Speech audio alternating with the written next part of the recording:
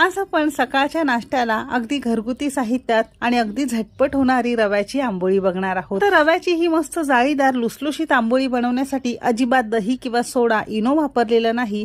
एक खास ट्रिक वापरून ही मस्त जाळीदार आंबोळी आपण तयार केलेली आहे। लुसलुशीत रव्याच्या आंबोळी सोबत मस्त चटकदार चटपटीत कैरीची चटणी सुद्धा बघितलेली आहे बरं का। म्हणजे अशी चटणी तुम्ही एकदाच जर बनवून ठेवली की अगदी 8 दिवस तुम्ही ही खाऊ शकता। रेसिपी नेहमीप्रमाणे भरपूर टिप्ससह तुमच्या सोबत मी शेअर केलेली आहे, म्हणून ती अगदी शेवटपर्यंत नक्की पहा। सगळ्यांना एक निवेदन आहे, तुम्हाला जर माझ्या रेसिपीज बघायला आवडत असतील तर कुकिंग तिकीट मराठी चॅनलला सबस्क्राइब करा आणि बाजूची बेल घंटा नक्की क्लिक करा।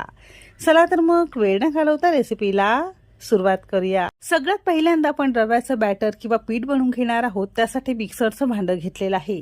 त्यामध्ये अर्धा कप किंवा 100 ग्राम प्रमाणात इथे आपण रवा घेतलेला आहे। रवा जाड बारीक कोणत्याही क्वालिटीचा तुम्ही इथे वापरू शकता। घरातल्या कोणत्याही